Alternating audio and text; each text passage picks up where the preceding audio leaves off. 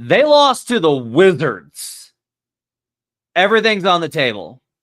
Everything's on the. Nothing is off the table for the Denver Nuggets now. The season is officially off the rails. We'll talk about it on Locked On Nuggets.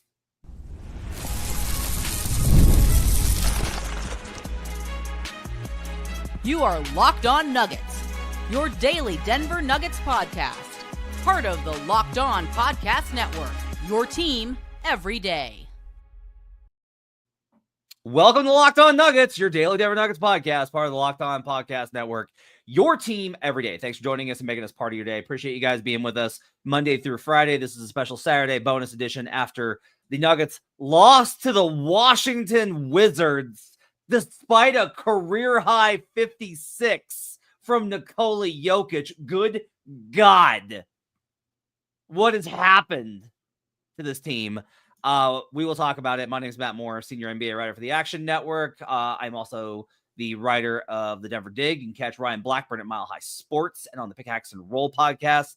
Lots of great stuff coming from us about this just train wreck of a franchise that beat the Thunder and the Mavericks and now lost to the Washington Wizards. Today's show is brought to you by Robinhood. Robinhood provides the privileges of a high net worth for any net worth. These generous benefits are now available for only $5 a month. The new gold standard is here with Robinhood Gold. Sign up at robinhood.com/gold. Okay. So a lot of this is going to be comment driven because I think you as the fans deserve to have your voices heard about how you feel about this. A lot of the shows are like me being like, well, okay, no. Or like, okay, that's not probably fair. And like, I can't do that anymore. Like, I just can't. They lost to the Wizards and it's one game and there's 82 of them and they can still make the playoffs and good things can happen because sports are unknowable. However, Ryan, you know, we're talking pre-game or pre-show and our contrast tonight is that you think that, well, they lost to the Wizards. They didn't put the effort in. And my thought is, no, I think that they literally put the effort in, and that's how bad the rest of this roster is when you don't have Aaron Gordon. And I will say, like, Jamal Murray, who wasn't there tonight, he would have helped. But I will say this, Jamal, as bad as he's been, has provided a baseline of execution that is absent and is exacerbated when now all of his rotation minutes, because Jalen Pickett, Nope. Not happening. I'm sorry. It's going to be great. We had a whole thing about booty ball. Not happening. That is not. The acknowledgement's not happening. Jalen Pickett's not happening. Hunter Tyson plays really hard, but that's probably not happening either. He just doesn't make shots. But we're fundamentally divided on this because I genuinely think the Washington Wizards had more talent and outplayed them tonight, despite Joker's 56. I fully agree with that. And when I was talking about effort, I honestly wasn't talking about physical effort. I was really talking about mental effort, getting up for a game, preparing yourself mentally for what is to come, to understand, hey, not going to have Jamal tonight, not going to have Aaron tonight. What do you have to do as a team to step up in this moment? Nikola Jokic, hats off to him. Stepped up in this moment and was tremendous. Career high 56 points. He has never scored the ball better than that. It's unbelievable. Yes, it wasn't his most efficient performance. Who cares? I think that when you put the entire team on your back, when you collect Jamal's paycheck too, Aaron's paycheck too, by adding 56 points, you just expect a little bit of help. You just expect somebody to step up in that spot. And I just don't understand how they cannot be mentally prepared. Actually, I do understand because it's just not a serious team. They're not a serious team, Matt. They're not a good team, Ryan. Like, I don't think I've watched teams that were fundamentally unserious with their approach. And like, there's things about this team. Like, there's been a lot made of the sequence where AG called for a huddle and people just didn't come in for it. And that's a problem. That's connectedness. And that's an issue. But like, saying that they're not serious is a vestige of you trying to hold on to the idea that they are fundamentally good enough talent-wise, and I don't think they are. I think it's both, if I'm being honest. Like, then maybe that's true. There's 2 things I want to note. One, I put myself in this box, and I take ownership for it. Okay, I can't take Jokic's 56 seriously, and the reason is because I literally went on Locked On NBA and said nobody's performance against the Washington Wizards should count. If you go through the list of players that have had 30 points versus the Washington Wizards in the last 3 years, Ryan, here are some of the names. DeAndre Ayton has had 30 points. Okay. CJ McCollum, Tim Hardaway Jr. Like, it's bad how many people have gone off for 30 plus, 40 plus, 50 plus versus this Wizards team. So, like, but here's the thing. Joker, like, literally had to and was busting his ass to try and carry that team to a win. And so, like, of all of them, this is annoyingly to me the most, like, ethical 50-point performance versus the Wizards, because they don't have a shot to win without it, and that's evident by the fact that they still fucking lost. Didn't have a choice, man. They didn't have a choice. He had zero choice other than to do this, because Michael Porter shot 0 of 5 from 3 and scored 11 points and couldn't figure out how to crack the Washington Wizards defense. Christian Brown, 0 of 3 from 3 tonight. Yeah, good job running in transition, my guy. Like, come on, let's do. He also set some nice screens for Joker and then rolled to the rim. Like, all right, you got to have more in the bag than that. Julian Strawther, hats off to you. 18 points off the bench. The only guy who could score off the bench. The rest of it was 3 points for 3 different players. And then Peyton Watson, who had a really bad game tonight. I'm not going to lie. Peyton Watson was lost on both ends of the floor. Didn't impact the game offensively, and Jordan Poole goes off for 39 points and 8 assists. And 39. Hit like a deep pull up on Christian late. That was like, oh no. The most devastating comment I have read tonight comes from Reddit, from reddit.com/r/nuggets. And it is this: not even the Facu games were this bad. And they're right. You and I, captains of the Facu can't be an NBA player brigade, have to admit Facu Campazzo would have been better tonight. Hey, at least he would have said, I'm not wasting this opportunity. Like, he would have, like, Jalen Pickett went out there and got 1 shot and got out of the way. Yep. Yeah. Jalen Pickett had 1 attempt in 15 minutes and 45 seconds. And, like, he's a pure point. And so, like, I get it. He had 2 assists, but just, like, my guy, like, you finally got, and the counter for this is going to be like, well, yeah, but he never gets minutes. It's the Wizards, man. Like, Hunter Tyson's 0-2. Like, Hunter Tyson, Jalen Pickett, and DeAndre combined for 3 points versus the Wizards. Remember when the Mavericks salary dumped Tim Hardaway Jr. to the Detroit Pistons, gave up 2 fewer second-round picks out of it than the Nuggets got for Reggie Jackson? They gave for Reggie Jackson and got Quentin Grimes out of the deal. Yeah. That was pretty cool. So I think it's fair for fans to be pretty mad about this one. No, let's go further than that. I think it's fair for fans to be despondent after this one. Like, I'm not going to blame you if you give up on the season. That's how bad this loss is. Yeah. Now, you're going to be back if they win, if they get back in this thing. If they turn this around, you're going to feel silly for abandoning them.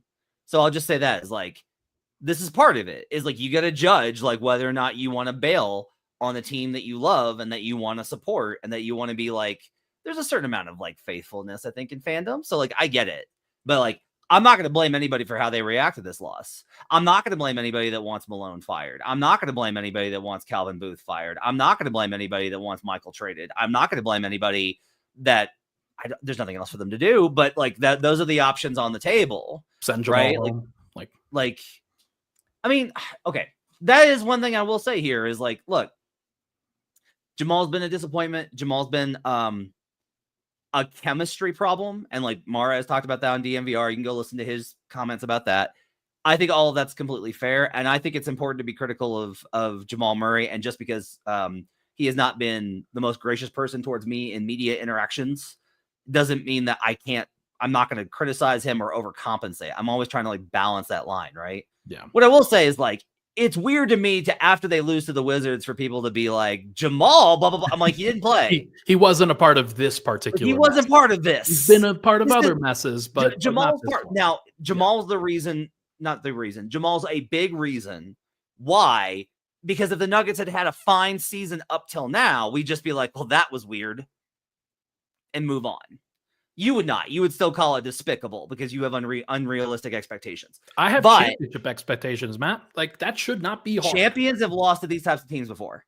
Yeah, but they don't go 11-10 to start the season.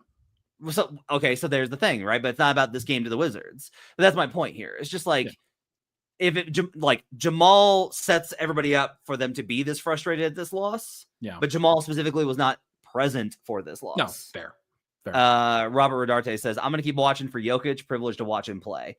This pains me to my core, but like, I have to just like embrace this and just be like, yeah, no, it really is just Joker. Like, I'm the guy that's always like, the other guys deserve credit. The other guys contributed. And like, literally, Porter had 11 points on 5 of 14 shooting. Did have a career high in assists. He passed the Joker a lot. And I don't care if Mike has a bad shooting game. He gets to have a bad shooting game. Like, he does. Like, you don't get to control it if the shot's not going in. That goes through. Mike got beat under the basket about 18 different times in this game on back cuts for reverses. He was late on it every time. Yeah. Every underneath move. Michael Talley says, can we also call it KSE for not really giving a blank about repeating? You can say KSE has won 3 championships, but you should if you have Nate, Maker, Jokic, and Aaron Donald. I don't know if I agree with that because there's been a lot of great organizations, or there's been a lot of great players that have not won titles with what would be considered better organizations. Like, it's not this simple. It's not you have an all-time great and you win titles. It's not. Do you want to know how I know that? Because Chris Paul doesn't have a title. Yeah. He just doesn't. He doesn't have a single title. Like, Charles Barkley does not have a title. There's lots of guys that go down that list. Okay, so like, here's the thing though. Like, Lieutenant Ellis says, Trey Alexander is ready to play. Trey Alexander's not fixing this, guys. Yeah, I mean, like, you need friend to pickaxe and roll. Trey Alexander, like it's awesome that everybody has some positivity for him. This is a fundamental core issue, and this is a fundamental plan issue. This is a Project Dynasty issue. This is we brought in Russell Westbrook and Dario Saric to bolster the rotation. One of those guys isn't there, and the other can't make a layup. So, like, it's really difficult to figure out where to start with this mess because there is no place for them to go with this mess. And that is why so many people are frustrated.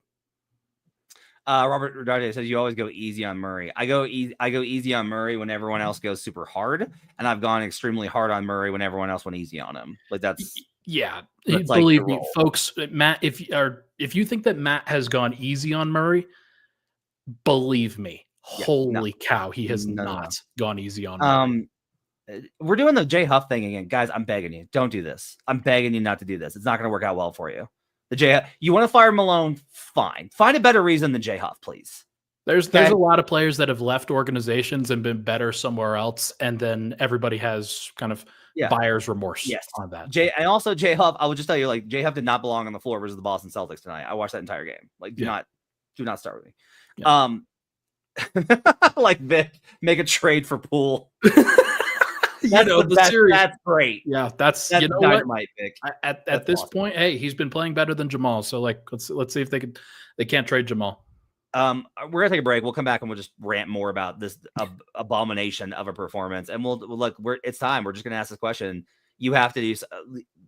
They will resist this, and maybe nothing will happen. Maybe we'll just they'll win the Hawks game and keep moving. But for us, this feels like a game that you have to do something after. What is that? And unfortunately, I think that there's very few options, and I don't like any of them, but we'll talk about them up next here on Locked On Nuggets.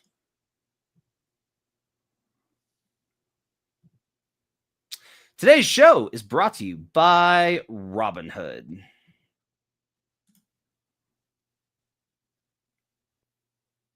With Robinhood Gold, you don't need a silver spoon to eat up the financial favors of the 1%.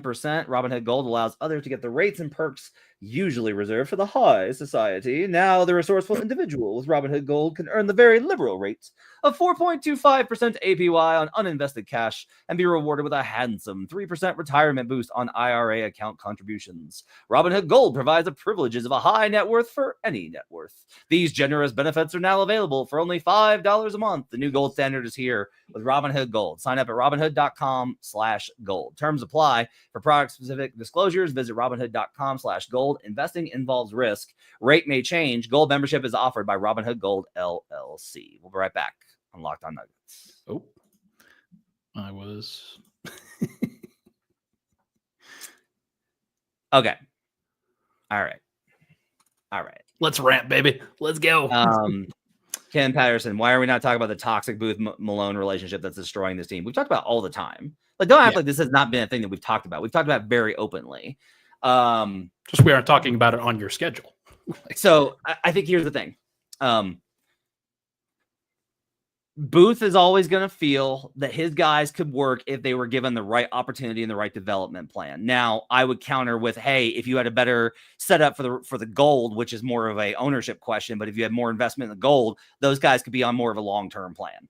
Malone's going to say, you expect me to win 50 games in the NBA Western Conference and compete for a championship with one of the greatest players of all time. I do not have time to take this time out to babysit and like kindergarten teach these kids who are just in the NBA and don't know what they're doing. And you see some of that with a lot of the reactions of the veterans, which is really funny because I used to see the same thing from guys like Danilo Gallinari about Nikola Jokic. Like I used to see the exact same body language, but guess what? You weren't competing for a championship then, and you are now. So that those rules are fundamentally different.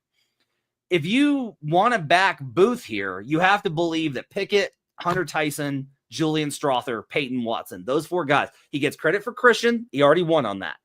Those four guys, though, have to be good enough because that's the core part of this two timelines development plan. And if you've watched them and you come to that conclusion, then okay. If you think a different coach can get more out of them, if you think that a different coach, and I will just tell you this right now, it's going to have to be a coach on this roster because there's no one to go get. This has always been my thing with Malone. If you're going to fire Malone, you better have another guy who you think is going to do better. It can't be, get him out of here. He's too blah, blah, blah, blah, blah. Who do you have? Because I'll tell you who Stan Kroenke's going to want to call. He's going to want to call Mike D'Antoni. And Mike D'Antoni, hang on. Using Google, Mike D'Antoni's 73. He's 73 years old. Gonna be tough. I don't think Mike has any interest in doing the NBA lifestyle anymore. I will also tell you, I especially do not think his wife has any interest in him doing the NBA lifestyle anymore. But that's going to be who Stan's going to want to hire. You can't go hire an assistant from another team in the middle of the season. You can't do it. You're not allowed. Like, you cannot do that. So what are you going to do?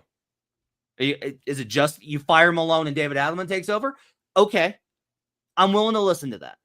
The reason I'm talking about this is this loss is so bad that I understand that like you probably have to make changes. And since you've built a roster that you cannot trade anyone because you gave guaranteed contracts to guys who can't be on the floor, the only option is to look at firing Malone, Ryan. Yeah, that is the unfortunate corner that Calvin Booth has painted the entire organization into. Because he traded away all of the resources that they had. He made sure that there was nothing that they could actually do in this particular circumstance other than, hey, weird how this isn't working out. Wonder what we could do now. Well, you can't trade Jamal, despite the fact that if he was on an expiring contract, that's probably what you would try to do. You can't trade Aaron Gordon, nor would you want to. He's another guy that I think fits into what you want, and he didn't play tonight. He will play, and he's perfectly fine. The Michael Porter conversation is, of course, if we're talking about big dominoes, that's the one. That is the only one that can really have happened. You and I have had disagreements on his ability to be traded and the willingness of other teams to actually take him on, whether he actually is an asset or not in those cases that teams are willing to take the risk on. If they are, that's the direction I would go before firing Michael Malone. That's what I would personally do. I believe in Michael Malone. I believe in who he is. I believe in the fact that the Nuggets, if they had more rotation players on their roster, then he could build a damn rotation. but I don't think that there's enough rotation players on the roster, Matt. I don't dispute the idea that Malone is not getting enough out of this team. And Malone, I will say this, Malone took as much criticism as possible post-game. Like, he was like, this is on me. He was like, we can't have that kind of performance. We have 122 of the Washington Wizards. Like, he owned it as much as you're going to be able to own it. He is to a degree correct as well. Like, I don't want to absolve him of this criticism entirely either, but I also know that they're going to do the same thing under David Adelman, man. Like, that's what's going to happen. I also wanted to make this, because a lot of people, so this is the big question that everybody's asking now is, I have to find the comment. Comments are rolling in. We've got a whole bunch of people in here. We really appreciate you guys for we appreciate. Give us a like and subscribe, by the way. We're heading towards 10,000. Come hell or high water. Come hell or Wizards loss. Steve Wynn says, why not fire Calvin Booth instead? Okay. Couple things. That's going to make you feel better, because it's going to make you feel like there's accountability in the organization, that they're saying this is unacceptable. Someone's got to go. It's not coaching. It's the roster. We're firing Calvin Booth, right? My question for you is just like, what does it do for you now? That's a good point. Like, do I think that Tommy Balchettis can step in and do a very good job? Yes, I do. Like, I have a lot of confidence in Tommy Balchettis. Same. Do I think that might be a good thing for the organization in terms of it probably cools down things with Malone in the front office? Yes. Does it get them better aligned? Yes. Do I think they operate with a sense of urgency in terms of moving to do something about shooting on the roster? Yes. So, like, I'm making the case for it now. But there's also like a good chance that ownership's just like, no, we're not going to do anything mid-season. That just causes more of a panic, and then the season's over. We're going to try and weather the storm. Booth's contract is expiring anyway, and we can just simply wait this out and then hire someone else who might be available from a situation with a rocky ownership situation, with a team that might be going in a different direction than last year, who might want to be in Denver. May have potentially made an interesting move to the New York Knicks this offseason. Right.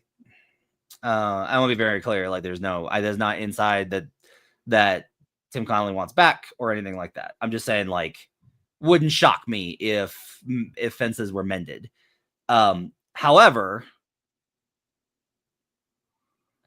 I think it's more likely that ownership's just like not going to go down that road. That, like, firing a GM mid-season never happens. It's very rare. That's just, it's not something I've heard of happening before. And like, you just would have, and like the front office is already, in my opinion, a little fractured right now. Like, there's a lot of different factions, which wasn't the case a couple of years ago. It was the case like 10 years ago there were like three big factions that were all going at each other. And it was even worse back in the George Karl days.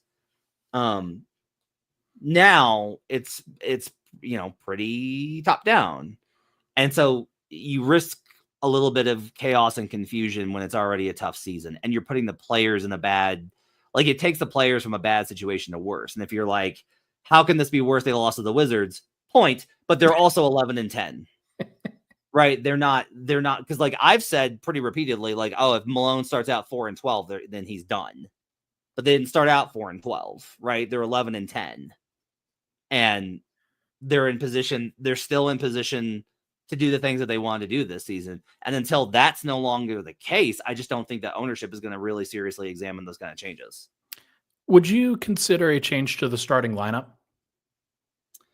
Ooh. Oh boy. See, no, because I don't think anybody like what guy on the bench is like better. I agree. And like, that's the thing that we keep coming back to, is that, hey, starters are sick. The starters are sick when they play. They've got a great net rating. They actually do pretty well. And yes, Joker does have to do a little bit more than he used to with the starters. But the reason why I ask, obviously, is if you shift something, then without actually axing anybody or trading anybody, that is probably the next domino that could fall. But Christian Braun's played reasonably well within the starting lineup. Now, 0 of 3 tonight, doesn't really shoot that well on the road, if I'm being honest. There's Missed a something really to that. crucial corner three. Maybe he should have just moved 2 feet to the left, and it would have been above the break three, and he would have made it. So, I mean, but here's the thing: like Peyton Watson was a mess tonight. Are you going to get? I mean, look, consistently- Christian's floor right now is absurdly high. Yes. Every single game he's 0 or plus. Every single game he is above 50% shooting. Christian's been awesome this season. Yeah. Like the list of guys that have done well has been Jokic, Aaron, Christian, and to be honest, Mike until tonight. Like Mike's had some rough games, but overall, Mike's been awesome. That's why tonight was like the worst possible. And like you kind of commented this in our chat, where our text group, where you were like, he had a chance to be the second guy tonight to deliver. Like he got the opportunity to be like, I'm not gonna let this happen to Joker. I hear a lot of people saying Michael Porter is the second option of the team. Michael Porter is the second best player on the team. Michael Porter, like this is where you show it. This is where you bring it. And I don't question that Michael can be a part of a championship team, can be an element in a championship team. But for those that want to dismiss the role that Murray plays consistently for this group when he's actually playing well, like there were people that were saying Mike was the second best player, or Aaron was actually Aaron is a different conversation, but that Mike should be the second scorer, that he should take the second most shots. And I just don't fundamentally agree with it because he cannot handle it consistently. And that's kind of the fundamental problem here, that when Joker has to do both Jamal's and Joker's job, you need somebody to kind of step up, and Mike just didn't. Yeah, but like I'm just less interested in like diagnosing this game too.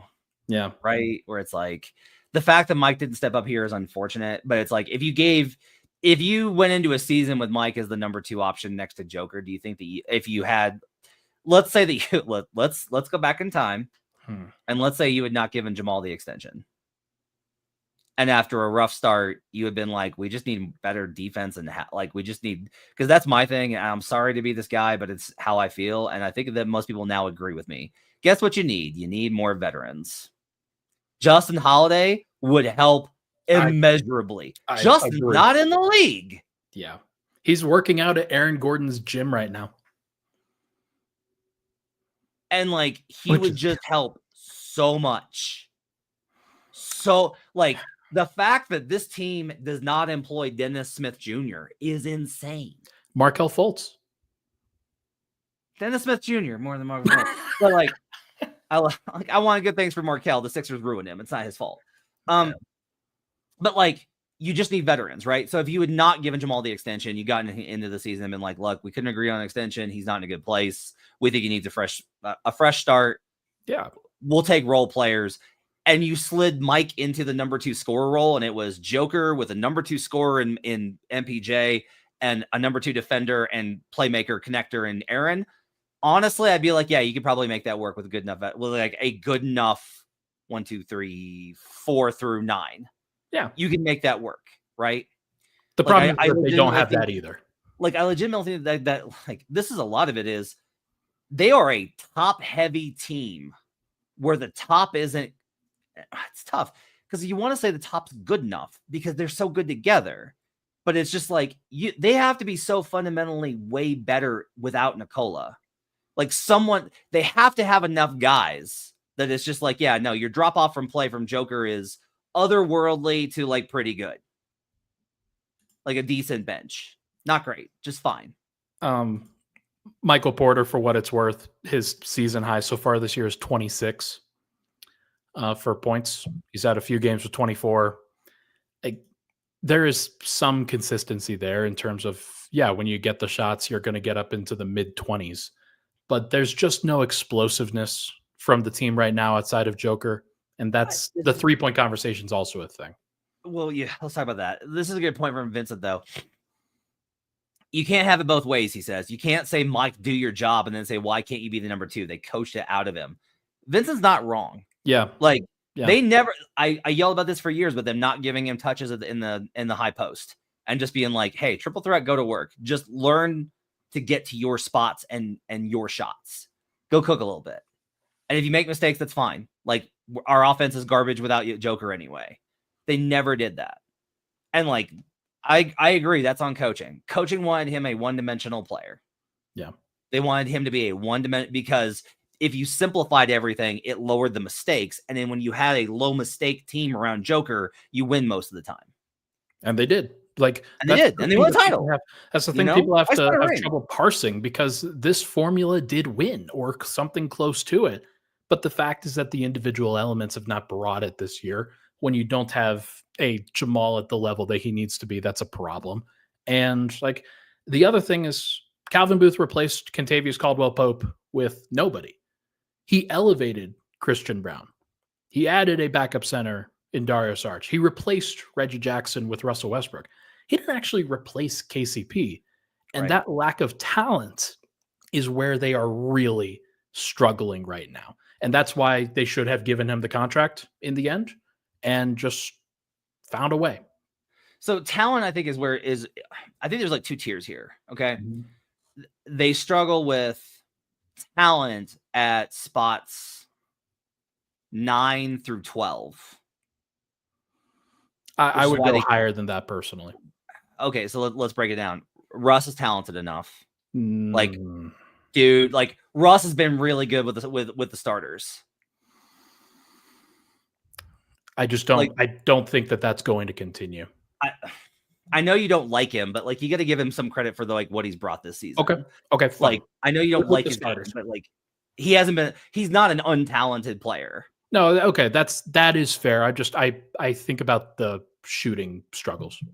I mean, you so like Peyton. Okay, Peyton's going to be a good player in the league eventually. He's just not ready yet.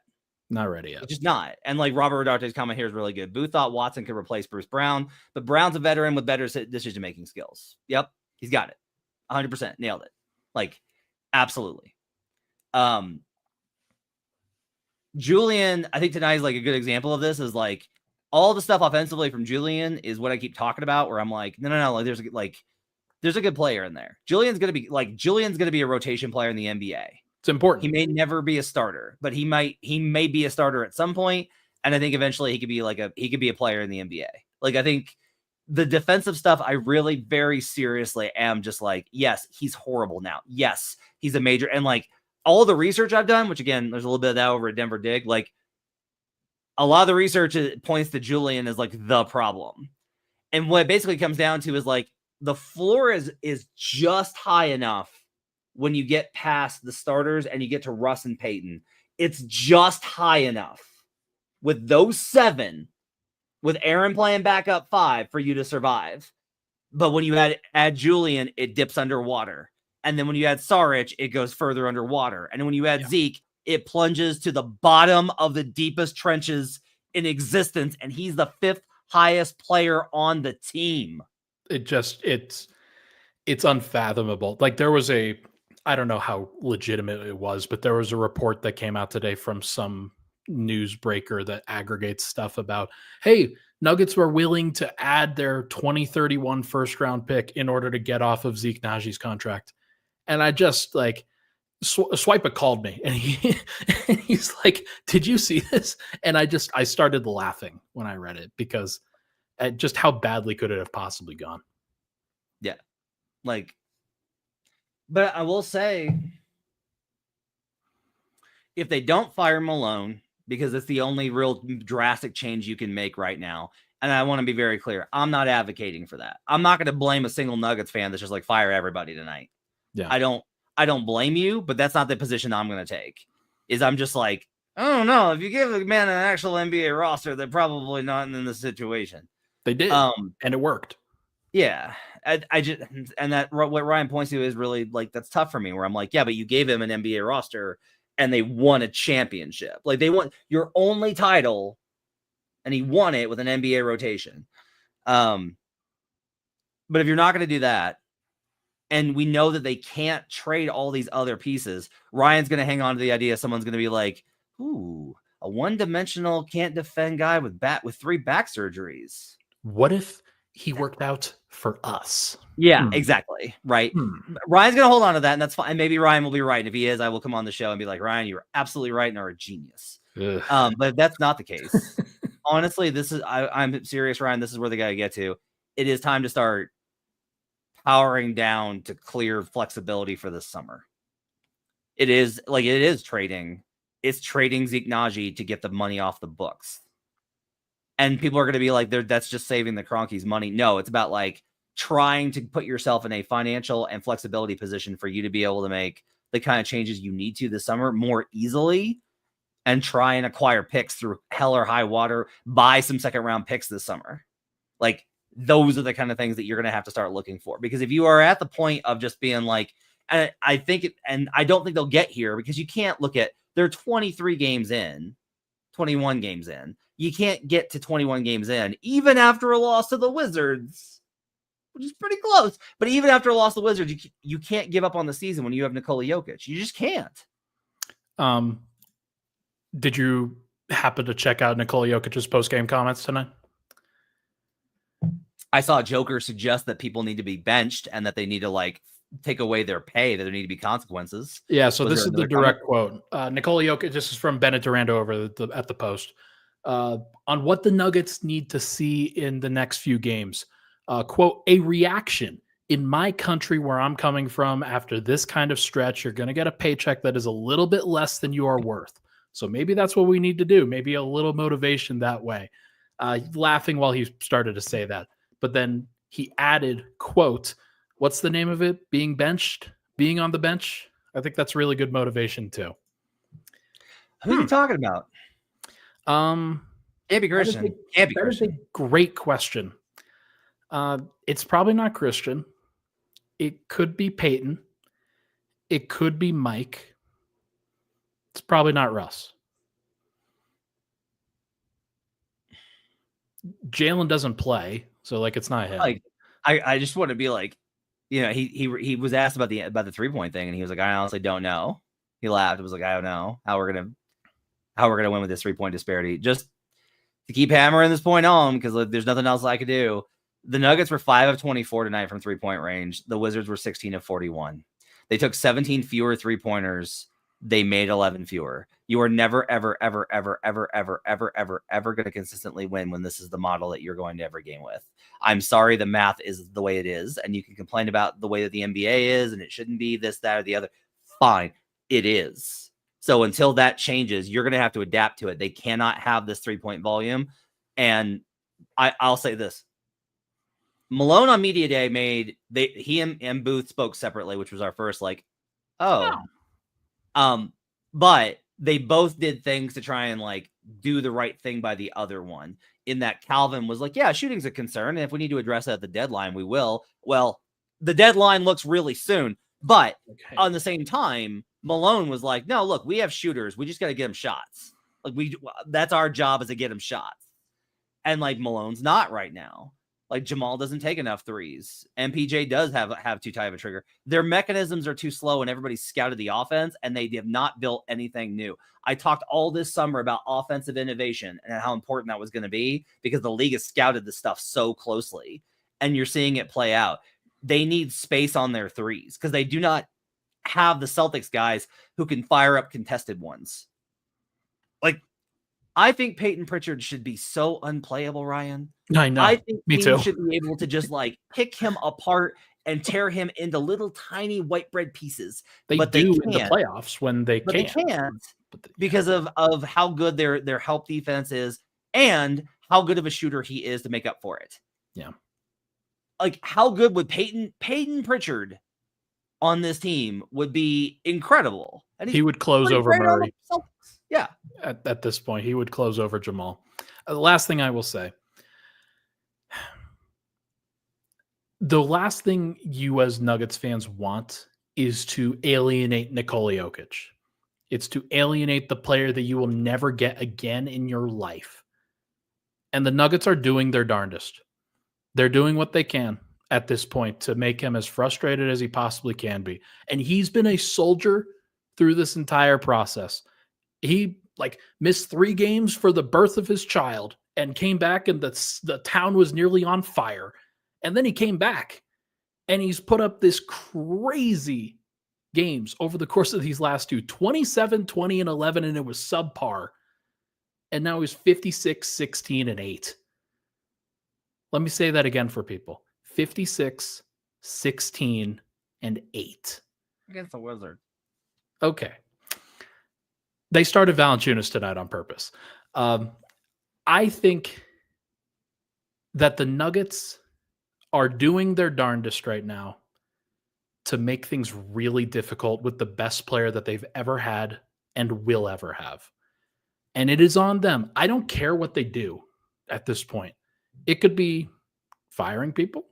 It could be trading people. It could be letting go of some people or changing some roles, things like that. That is the guy that you owe it to. Look at what he's doing and putting the team on his back right now and absorbing the responsibility of everybody around him, regardless of the situation. He's doing it all. And you better get on board or you better get out of the way at this point. I think it's a really toxic approach that's not going to work in the NBA. It has. I mean, it's been the LeBron model. And I would argue that LeBron probably should have more titles and doesn't in large part because of that. Joker understands and talks a lot about like the value of team. Like he gets that really fundamentally and a lot so more honestly. And like in like this is the one thing where I think Europe's better about this stuff. I just think international ball is better about the value of team because our culture has exacerbated superstardom, and that's how people view themselves as. If you're going to pull out of this, it's going to have to be everyone coming together. It's going to have, it can't be like we must bow at the altar and do it and sacrifice ourselves. That's true. You can't, it won't work. I understand that's how, I'm not disputing that's how it is. Yeah. I'm not disputing that everybody in the organization, from players, the coaches to front office, is letting Nikola down. They are. They all know, by the way, like they get it. They talk. I've heard them talk about it. Absolutely. It's very frustrating. And I'm sure that they are very frustrated that everybody understands that this is the moment and this is not going well. And it's only game 21. Also, by the way, there's this this is going to be a big conversation from the fake fans that are in the comments. Let Jokic ask for a trade so he can win. No. Forget it, because no matter how much you may want it, this is much like there are certain things that I talk about because they are an inescapable truth. You can't trade Jamal Murray because of the CBA. You are never going to find this team trading Nikola Jokic because he's never going to ask for a trade. It's not in his DNA. And ownership knows the cash he brings in. So you can just go ahead and let go of the concept. Don't bring it up on the show. We won't acknowledge it again. Like it's not worth our time. Okay. All right. This is a long show, but good God, they lost to the Wizards. So some stuff had to be said. Thanks for joining us. Appreciate you guys being with us. We'll be back on Sunday night for No Jinx. Follow Ryan on Twitter. Are you doing a show on Sunday morning or no? I'll do one. I'd probably kickoff time for the NFL. Okay. If you want to not watch the NFL and instead listen to Ryan talk about them losing to the Washington Wizards again. Maybe I'll do it at 10 a.m. Okay. You do that big action roll. Thanks for joining us. We'll see you guys again tomorrow night on Locked on Nuggets.